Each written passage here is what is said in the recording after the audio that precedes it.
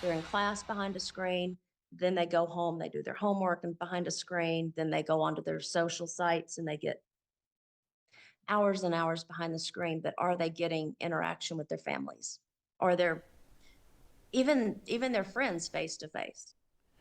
A troubling study shows young people engaging in digital self-harm. Tonight we take a look at what it is and the dangers behind it. 10 News reporter Krista Lucas joins us with more on how to educate, engage, and protect our children. Krista?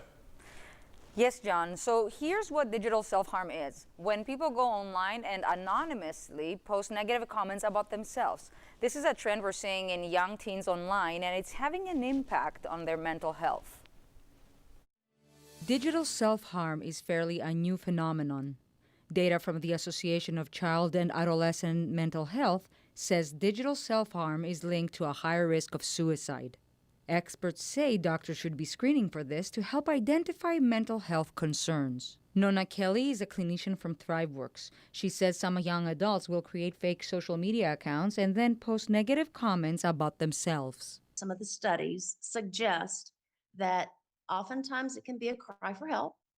Oftentimes also they're looking for kind of the online recognition of, hey, look, I have a lot of followers. Kelly says this behavior can be really damaging, but for young people, it's not easy to ask for help. And a lot of times young people feel like they're possibly the only ones that have that issue, which as adults we know that's probably not true.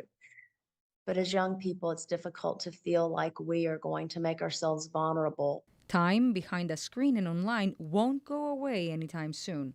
Experts say being more aware and connected to your kids' online profiles is really important. I definitely feel like more studies need to be out there on how screen time, just to put it in a big picture, and depression or anxiety are related, and what we need to know to help the next generation with that. Here are some things to look for. Nonverbal cues are important. For example, like mood changes or change in physical appearance, or if they're disconnected and have lost interest in things they normally love.